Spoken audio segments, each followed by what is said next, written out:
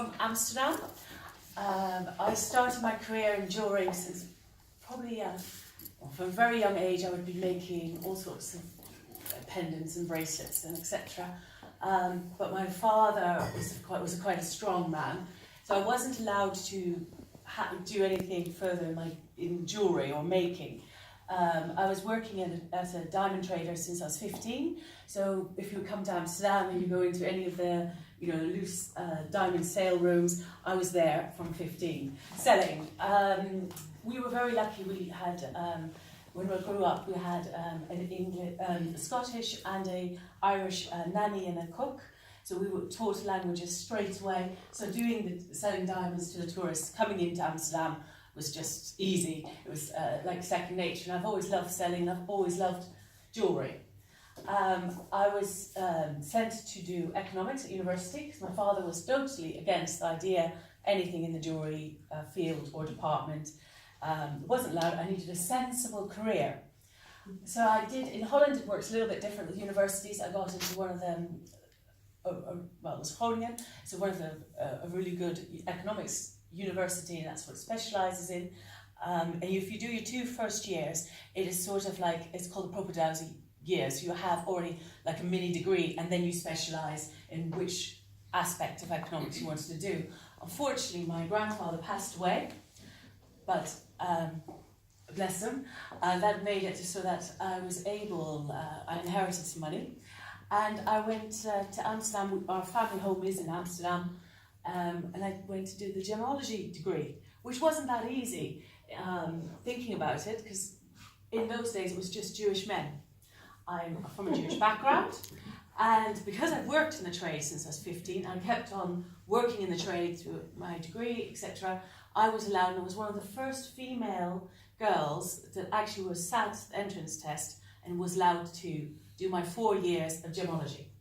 So it was a bit odd, because in the jewellery, like the jewellery making department, history of jewellery, or like the retail jewellery side, there were women or girls or ladies studying that side, but not actually on the diamond front. And it was very, this might be bad English, incestuous. It was sort of the diamond traders' sons and that, which mainly Amsterdam is known for diamonds, but because of the war, a lot of it is in Antwerp now. So the main diamond auction is in Antwerp. So it was very odd, because I'd be there as the only female, and it's fine. I speak a tiny bit of Hebrew, and so I was able to fight my corner. Thank goodness I got out. It was supposed to be 4 years, but you could actually qualify in 3 years, and that's what I did as soon as possible. And then I was working in Amsterdam. I had bought my own apartment. I was very lucky because I was always working in the diamond industry. So all the holidays.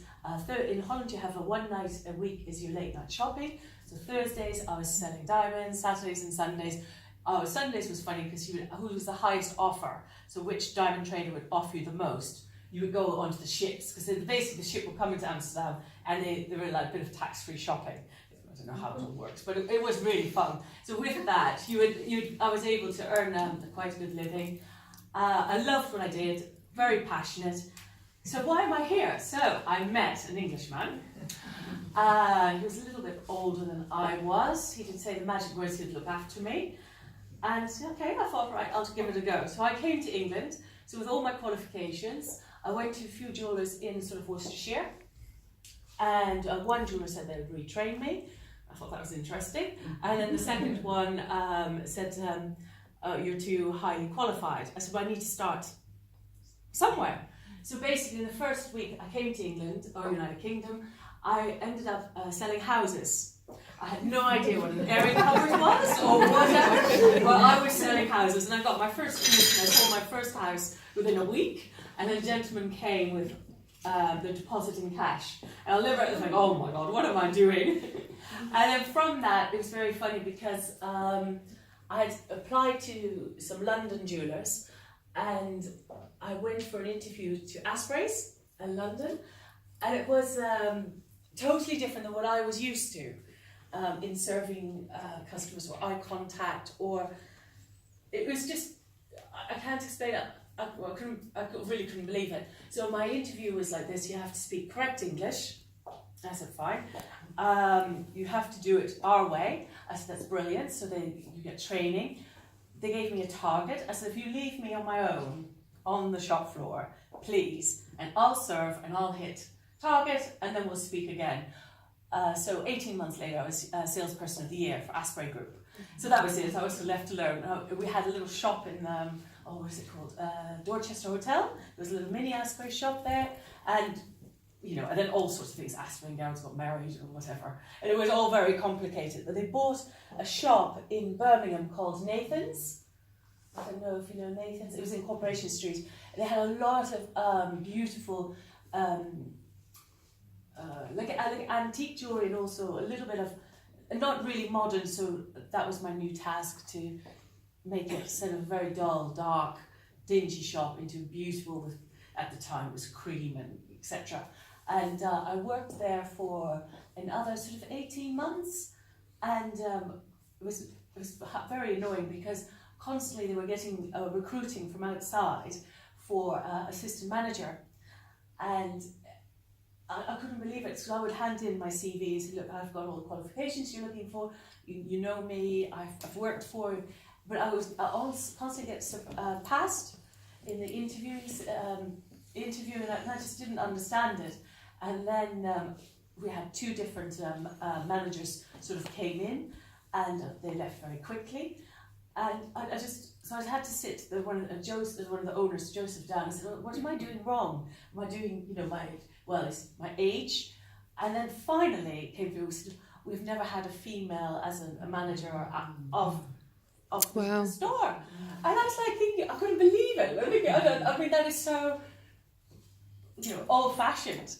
For why? When was this? What time frame? So I'm going to be 50 this year. So I was then 23, 24. So it's a long time ago, and I just couldn't believe it. So I used to, from your commissioner, we used to have a clothing allowance, and I used to, in Worcester was a lovely clothing shop, and I would go in, and I thought, and they said as a joke, Anja, why don't you start here with just 2 cabinets? And then it was so funny, because when you're young, you're quite naive, because you don't think things through. Of course, I didn't have any children. So it was very easy. One day when they had employed somebody else that didn't know the difference, they wouldn't be able to value the difference between a stone, etc. Non-qualified, a man. I thought, right, that's it. I walked in and I said to Mr. Joseph, I'm ever so sorry, I just can't work here anymore, it's not fair. He said, what do you mean, darling? And then he was so condescending to me. And I just looked at him, I said, that's it, I'm going to give you my notice now. I'm going to start for myself. That was a shock. So I had my 2 cabinets, and I had made a small collection of jewellery, and that's how I started. And then getting customers, doing events, going out and getting in trade. I was very lucky, and sort of can mention it now. Once in Asprey's in London, I was serving this elderly lady, and she was lovely, and I was right then, I'd done everything that she'd asked me to do, all boxed up, gift wrapped. I said, okay, I said, I've got the invoice ready. And she said, look, dear, I have an account here. And I looked, I thought, I don't know for sure, because she had the scarf on, and I felt very awful, and that was Lady Thatcher. and I'll never forget that, but that is it. So by having her, and of course being able to, I wasn't allowed to contact, but she contacted me, so that was allowed.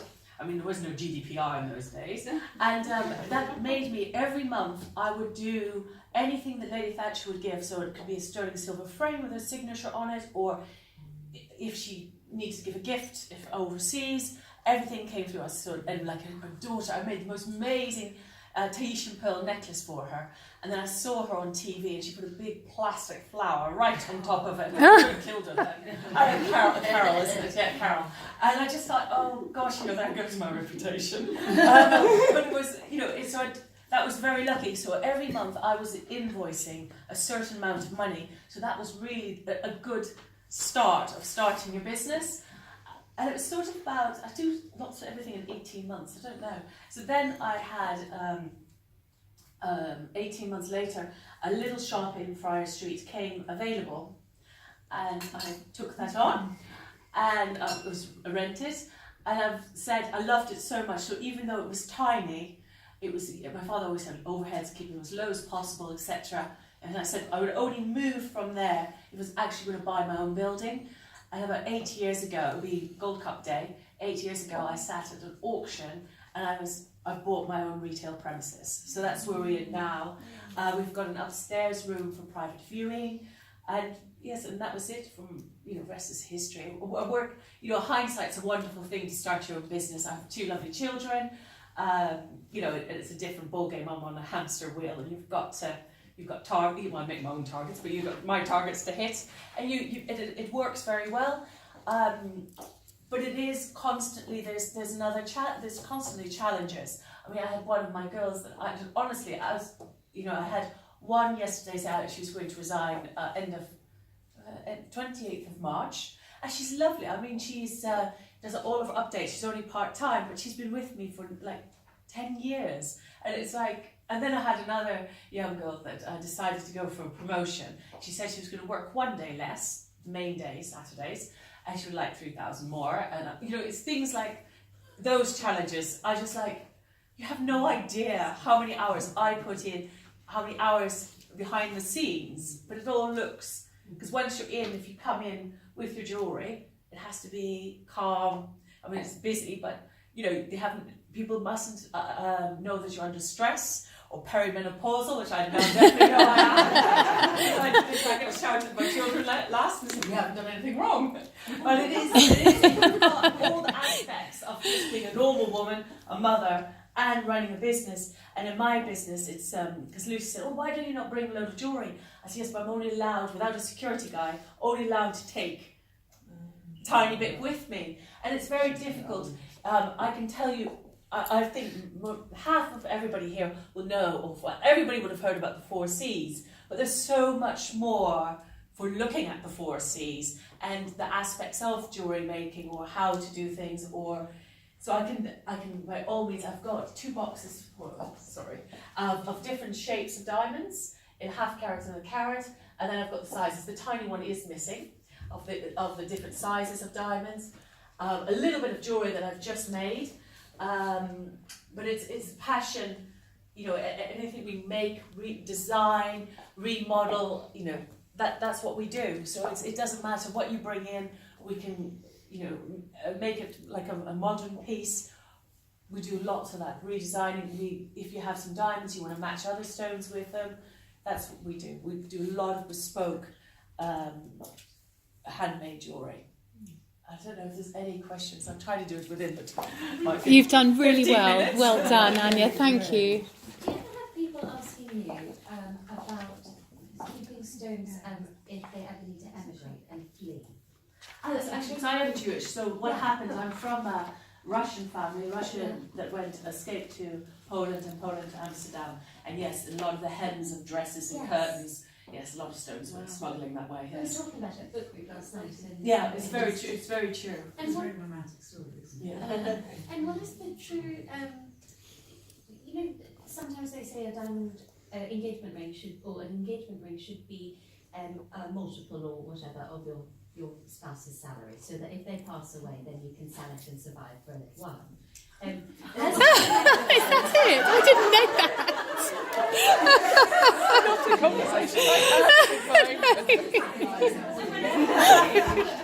Multiple was one. In the States, it sort of increased, and now it's sort of 3. And it's really relevant as to what age you got engaged.